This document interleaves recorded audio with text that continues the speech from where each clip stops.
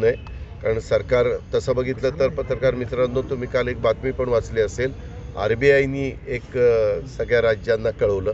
अर्थात RBIला काय कळवायचं, तो RBIचा अधिकारी, राज्याला काय निर्णय घ्यायचा तो पूर्णपणे त्या राज्याच्या मुख्यमंत्र्यांचा आणि मंत्रिमंडळाचा अधिकार आहे.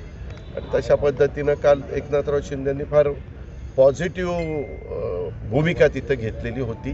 तर आम्ही सगळ्यांनी पाहिली आणि त्याला आम्ही द्या. तो मार्ग काढत असताना 4 ते 5 प्रश्न हे त्यांचे मुख्यमंत्र्यांनी तिथं त्यांना शब्द दिला की आम्ही तुमचे सोडून देतो.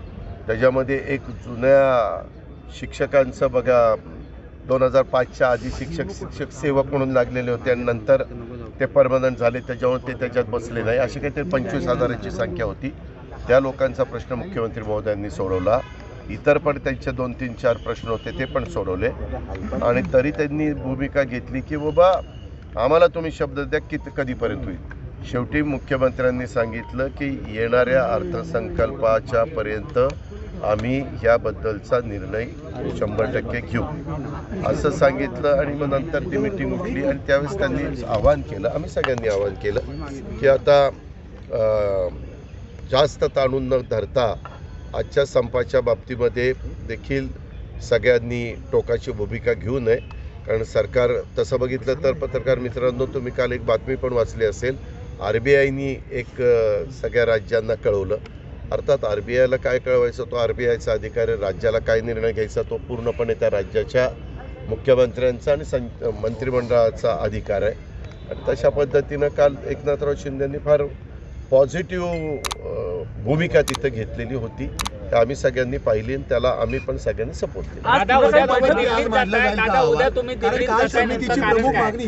उद्या दिल्लीमध्ये 16 तारीख 15 तारखेला काल आम्ही अमित भाईंना भेटलो. काल आम्हाला भोपाळला तिथल्या डॉक्टर यादवांच्या मुख्यमंत्री आणि दोघांच्या उपमुख्यमंत्र्यांची शपथविधीच्या कार्यक्रमाला आम्ही तिघही गेलो होतो. त्यावेळेस सध्या राज्यामध्ये निर्माण झालेला कांदा प्रश्न, दुसरा राज्यामध्ये निर्माण झालेला इथेनॉल प्रश्न, असे 3 प्रश्न जे काही महत्त्वाचे आहेत.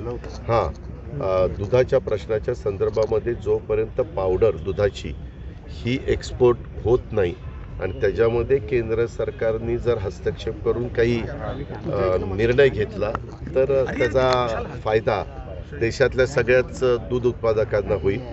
म्हणून तो एक विषय आम्ही घेतलेला आहे. असे 3-4 विषय घेऊन आम्ही काल बोलताना मात्र अमित भाईंशी मी, मुख्यमंत्री आणि देवेंद्रजी असं बोललो की आम्हाला जास्त करून इथेनॉल आणि कांद्याच्या प्रश्नाच्या संदर्भात तुमची भेट पाहिजे. तर ते म्हणाले की उद्याच्याला तुम्ही या, म्हणजे 15 तारखेला या. 15 तारखेला आम्ही त्या ठिकाणी जातोय.